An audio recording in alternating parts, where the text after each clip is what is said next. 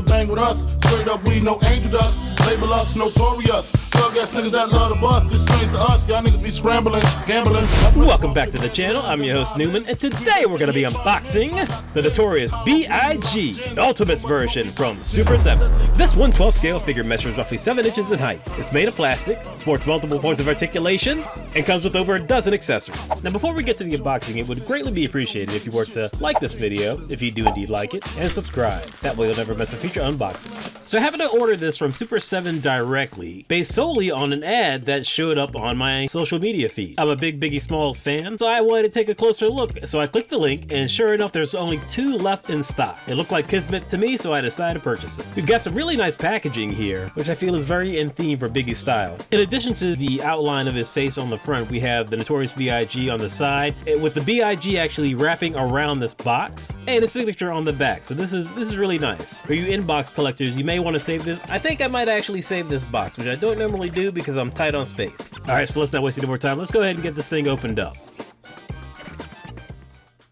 Now, before we go any further, here's a quick window view of the figure. This looks really nice. This is really good. Again, perfect for the inbox collector. And on the back, we have a bio of the Notorious B.I.G. So you can pause it, read it, so that you can know the legend that was taken from us too soon.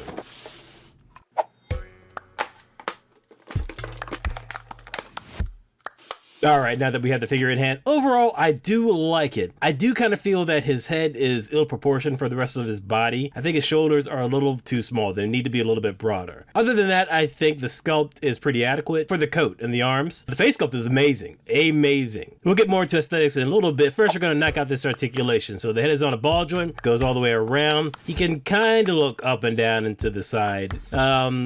I mean, the angle's good, but the up and down ain't so great. Arms go up to about yay high. There's no bicep twist, but there is a twist at the deltoids. There are single joints in the elbows. There is a twist and a hinge in the wrists, which are, they're pretty good. There is an ab crunch here and a twist at the waist as well. It looks as though this shirt is actually a kind of a false belly, so to speak, because the ab is pretty normal underneath, and the crunch is at the chest as opposed to the abs. And this leg just completely popped out. Legs go up to about yay high, so that's actually pretty decent range of movement. There are single joints in the knees, which are damn near non-existent. Yeah, that's kind of pathetic. These Tims are nice though. There seems to be pretty good ankle articulation, surprisingly so considering the boots cover up a large portion of his ankle. So overall, I think the articulation is kind of a mixed bag. I'm not a hater of single joints in the knees or the elbows for any figures really. I think you can get a pretty decent range of movement for a lot of figures with a single joint, but these single joints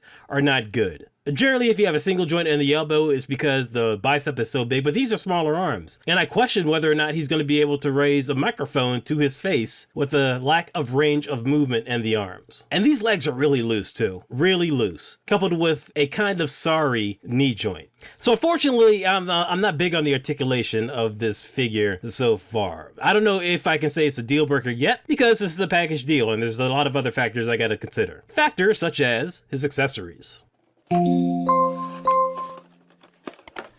So starting off, we have an extra set of hands. The sculpt looks good. I like the pinky ring on his finger. It looks really good as well. No issues here. We have a pair of extra gripping hands. They're slightly different than the gripping hands that were already on the figure. Another set of hands that are fists also look pretty good. And here we have his cane, which is pretty nice. It looks to be one solid sculpt with some gold paint application. Here's his microphone. Also looks good. Single sculpt with silver paint application. A champagne glass, which is really nice. A translucent clear plastic with an off-white clear plastic for the champagne itself. A pair of incredibly 90s looking glasses that I would have loved to have as a kid. We have his fedora, which came in a little bent up. Some warm water should hopefully fix that up. Right now it kind of looks more like Indiana Jones. Big Bad Twister has this listed as a newsboy hat, but this is a Kangol. It's a Kangol hat. Also a pretty soft plastic. Our penultimate accessory is an extra head sculpt. It's a slightly different, more irritated face, but I honestly don't think there's enough variation to warrant it. It does look really good though. The paint application and the sculpting is amazing. And our last accessory is another head sculpt, which does warrant its existence, with an open mouth, which is really good. The paint application within the mouth itself is very good. But I honestly would have traded that previous head sculpt with a crown. Why this figure doesn't come with a crown, I have no idea. So let's go ahead and bring Biggie back into the mix. Let's do a little deep dive on this figure. So, you know, like overall, I do like the look of this figure. That's why I purchased it in the first place. Again, despite the fact that his shoulders are just a little too small for my liking. Let's go ahead and see how he looks with a couple of these accessories on. So again, I think this hat would look a lot better if it wasn't so mangled in the package. Yeah, look at that side. It looks, I can see the vision, but because it's curved incorrectly, it doesn't look quite right. Here is the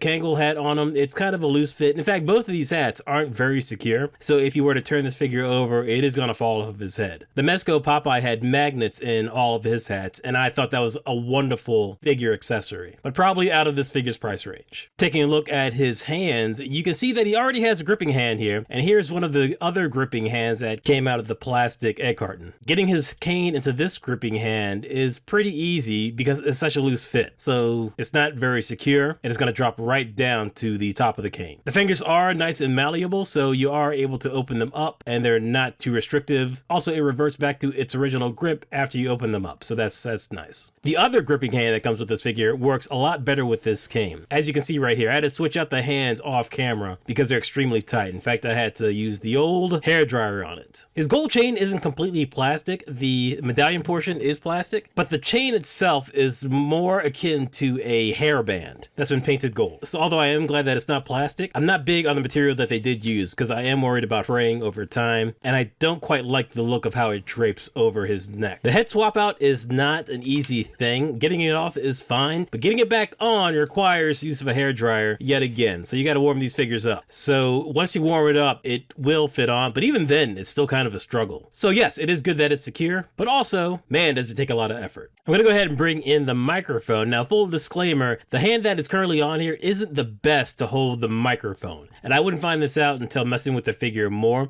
So I'm sorry I'm breaking the illusion of this commentary, but he can grip it in this hand that he already has attached to him. But there's another hand that is going to be a lot better, that it's not going to be so loose. And although he can't get the microphone directly in front of his mouth, he can get it pretty close there. Taking a look at his sunglasses, they fit relatively well on his face. It ain't bad. You know what? Yeah, okay, yeah. I F's with this. It's a little big. It is a little big. You always run that risk when you have accessories that are meant to go on the head, but they aren't a separate head sculpt. But overall, I'm okay with this. The last accessory I want to take a look at is the champagne glass. We're not going to go over all of the hands because, again, these hands are pretty tight, but you'll see a few of them in the final thoughts photos. But at any rate, the champagne glass fits very well in his hand, so I'm really happy about that. Now, the last thing I want to go over are the legs. Now, I know earlier in the video I said the legs were really loose, and to a certain extent they kinda are, but they're not as loose as I was making them out to be. When that first leg popped off when I was doing the articulation for the ab crunch, I tried to get the leg back in, but I didn't put it in correctly, so it wound up being extremely loose. It was wobbling, I couldn't get it very steady, and that was all on me. I didn't put that leg back in securely. But the legs are fairly stable, and you can get a good balance out of them. This whole review is going to be extremely negative.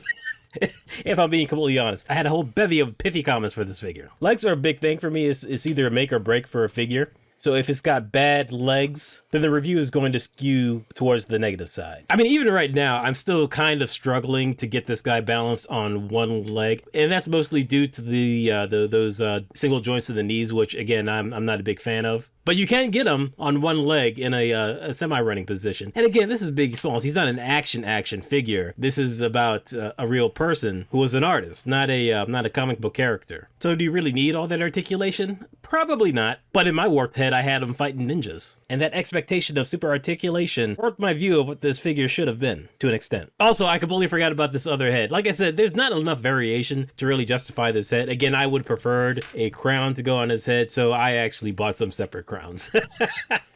Also, I'm going to nitpick again. I do wish that this coat was actually removable. It is removable in a sense, but the arms are a separate piece from this overlay of the coat. So the coat is essentially just an oversized vest. So overall, I think this is a really fun figure, and I'm really glad that these videos generally take a few days to make because it gives me time to think and sometimes change my views on them. Because I miss things or I mess something up, which a lot of reviewers tend to do. So this is the benefit of me releasing videos sometimes several weeks to a month late. Okay, final thoughts. So overall, I really like this figure. I'm glad I took some time to reevaluate it. I'm glad those legs are now working a little bit better for me. I still don't like the those knee joints or the single joints in the elbows, so I'm not getting over that. And I hate the fact that his fedora is so janky. But overall, I really like this. I think it's a fun figure. I'm always kind of hesitant to buy these figures of real life people because I wonder if it's disrespecting their legacy. But Biggie always had a good sense of humor. He's always a little self-deprecating, so I think he'd enjoy having a figure of himself. I do recommend it. Unfortunately, this version is sold out. There is a deluxe version, which is actually a little bit cheaper. It's $35 at Big Bad Toy Store, and it's the same price as Super7 itself, so you can get it there, which I think is actually a pretty good price. Sorry folks, I think that's gonna wrap everything up. Please like and subscribe if you enjoyed this video. Hit that bell for notifications, and I will check you later. Get your ass stuck up. Number 2, never let them know your next